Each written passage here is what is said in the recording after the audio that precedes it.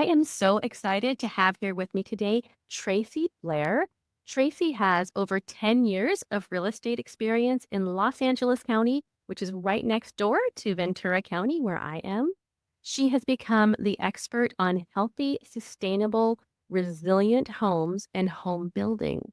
She holds a green realtor designation, and she's on the board of Passive House, which I am excited to hear more about. So, Tracy, welcome.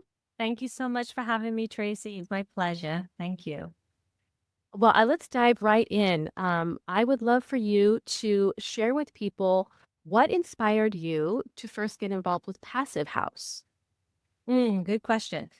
I have been passionate about the environment for all of my life, and I have honed some skills throughout the years as a property manager, interior designer, and just an advocate for the environment. And that I decided that this was the path for me. If I was going to be supporting real estate, only green design would be the way forward. And it's high performance building. And there is a wonderful way of communicating to the owners and the sellers of what that means to their property with explanations. High performance building. Can you talk about that a little bit more? Certainly, high performance buildings is when you actually have a home that you can quantify. Just like you have a home with or an appliance that you quantify with a machine that says, I use X amount of energy for a period of time, and this is how much the running costs are going to be. A high performance building can then start off with communicating of what it is using to what it will be using in the future. And that's an amazing opportunity that I think people need to know about. Well, considering, what's going on with the environment right now and the cost of energy, you talk a little bit about the impact of how important it is for families to have a home that they can rely on their utility bills and just cost of being in the home being something that they have planned out. You have hit the nail on the head. This is exactly where the money's at right now. Homes are a sanctuary for their occupants. People go to their homes to have a nest egg, to have a home for the future, for legacies. And with the rising costs of their property insurance and their energy, the future of home ownership is in question. So there is a beautiful opportunity to create a home that has more of a thermos-like envelope, which is called the Passive House Principles.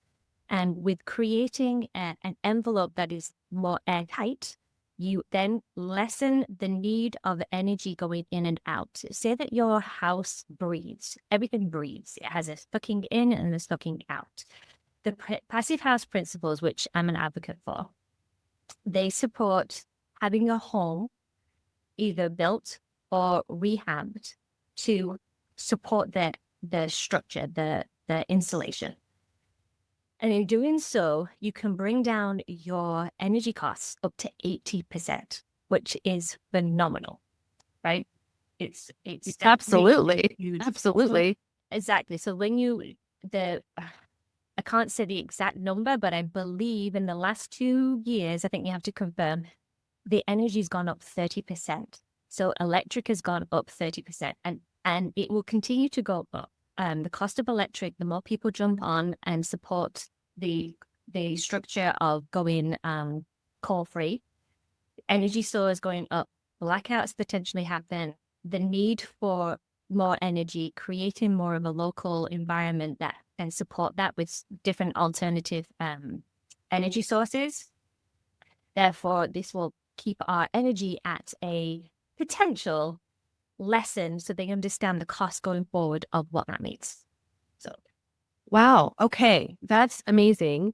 You mentioned rehab. So is possible to bring existing homes into compliance with Passive House? absolutely. So, I'm I'm a passive house advocate. That means that when you're building a home from the very beginning, I'm actually a passive house consultant. So I'm trained to design homes as a passive house consultant. That means from the ground up, it's what's the word? It's shaking up architecture.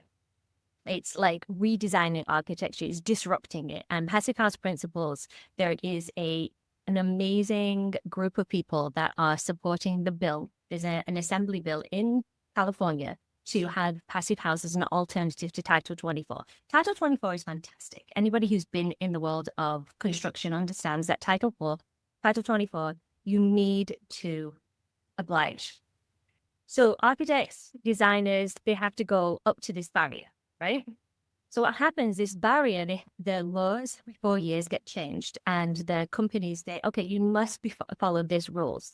Title 24 comes in and just redesigns it at no additional cost unless you have a uneducated general contractor. That's the challenge. We need to get more contractors on board. It's for multifamily houses. For single-family housing, multifamily houses, it actually supports the envelope. Title 24, there's an assembly bill that's actually helping them change. So contractors can then decide to do Title 24. So the concept is to help reduce the cost of their buildings, right? So your question was, how can it help existing homeowners, right? Right.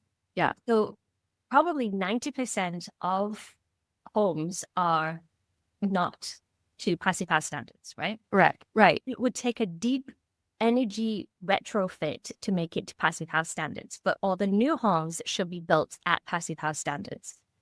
The existing homes, we don't have enough resources in the world to make all houses to the level that are being that today's standards are. It's unacceptable to think that we can all have brand new houses. The stock of America is extremely high. 99% of the properties are perfectly fine. Okay. So it's a case of looking at those homes, seeing where the leaks are. It's not sexy. It's kind of where the holes are. Fill in the gap, making it insulation proof, looking at the envelope. Where are the holes? How can I fill them in? Is this the right house for me? Is this the right house for me for size? If it's not, move to a different size, up or down. But the house itself is not a challenge. There is that we don't, the power of existing buildings, repurposing the building to, is, to changing the zoning, making the zoning different for people to support. These are all powerful ways to use an existing building, but bring it up to high performance. High performance you do with the envelope. Interesting. Okay, so we're talking about ceiling, insulation, anything that stops letting the air escape. Correct. It's that's a very It's very simple, right? It's a very simple manual, and yeah. I love it. So That's hey, you know what is sexy? Is saving on your electric bill. It is. And those are and that's why it's called passive house. Passive house, because it's not anything additional. You don't have to set the thermal, you set it and it's done. So when you set and it's done, you don't have to rethink about it. There's no need to go back and rethink about it. It's been created and done. Love it. It was created in Germany, as it was discovered in Germany in the 1970s.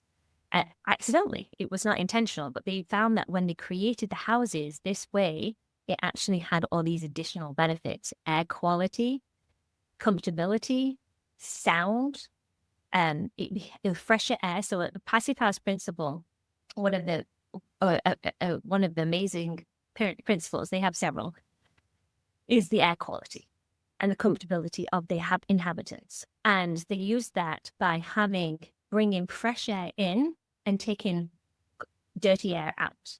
Now, a lot of the HVAC systems of today just recycle the air. And as you know, as if anybody's been on holiday and they come back and they're cold, recirculated air is not always the best choice. That is so interesting. And yes, there's so many mystery ailments out there today that I'm sure that could probably help a lot of people. Can you share a story where a passive house home made a real difference for a family? Yes. I live, as you do, in Los Angeles, and with we unfortunately had a horrific time with the fires. There is a architect by the name of, let me check. His name is Greg Chasen. So an architect by the name of Greg Chasen, he created a passive house principle in Pacific Palisades. This is the one house that remained standing. Wow. Like, I can't believe I have not been in that situation, and my heart breaks for the people that are in that situation to lose their home. It's horrifying. It really, Yeah. it's horrible. And my daughter did go to that location for school, and it's been a very trying time for all of her external friends and the families that she knew and the people that I knew. And everybody's touched by this. People in Palisades and in Pasadena area. It's just heartbreaking. So I do think building a better future. That's why I'm pushing the passive house advocacy to support that. When you rebuild, please reconsider and get your architect, your contractor on board with passive house principles. Get them educated, get them to use the systems, and hopefully the clients can have a brighter future. Wow. So we've talked about the energy savings and the health benefits, but then also kind of hardening the structure to protect it against natural disasters such as wildfires. Correct. It's very resilient. It's a resilient building practice. As I said, it's disrupted architecture. Wonderful. Well, we like that disruption. Keep disrupting. Keep disrupting. I love it. Okay, so how do you see these sustainable building practices changing the future of real estate in Los Angeles and Ventura County, where I am, all over? I would love more green realtors, including yourself, to join. There are ways to support our clients, whether they're wanting to enhance their home or look for a home that's existing and enhance that home with the things that we can offer them. There are rebates, there are teams of people we can share our knowledge and how to sell what the benefits are behind the walls of these amazing structures. I love that. I love you. Definitely more agents need to get the green designation, and because of you, I will look into it. And I just love that you've kind of opened my eyes to just I didn't even know that was a thing. So you've opened my eyes to so much of this. So I really appreciate that. You're most welcome. Well, real estate is a wonderful thing, and we're doing a lot for people. Real estate has a lot of moving parts, and we try to make it easier. Flow through has one of these, usually the biggest transaction or a change throughout their lives, and we try to make it simpler and easier for them. So this is an added benefit to all of our clients. Absolutely. And speaking of making it easier, what are simple steps that people can take today if they're interested in creating a more sustainable, comfortable home? Definitely. So first of all, I would look at their property's position and the sun and see if they can use natural landscaping to support shade, right? It depends on what their challenges are, really. I should probably preface that with their challenges, saying, what are your challenges? Too cold in the summer, or is it too cold in the winter and too hot in the summer? Do you not have enough airflow? Is it dusty? Do you have water intrusion? What are the challenges? Okay. And addressing the basics, meaning the envelope, the landscape, creating there's a wonderful website, Wildfires California, I think it is. And they give you suggestions of what to do to make your property more resilient to buyers if you're in particular areas. I would follow that advice. I would follow the advice of passive house principles if you're feeling that it's just not comfortable in your space and you just need to support having a better quality living, sound, environment, quality. Those would be hiring a person to look at the loss, the energy loss in your existing home, and then supporting by putting insulation in. It can be in the walls, it can be in this attic. It doesn't necessarily mean to rechange your windows. You can do a lot by caulking. Interesting. Interesting. So like being a consultant, you're a passive house consultant. So someone like yourself could help somebody come up with a custom plan for their specific situation. While I haven't necessarily done that as I'm acting as a realtor, I do think that this may be a possibility for the future. I could give up some suggestions and support.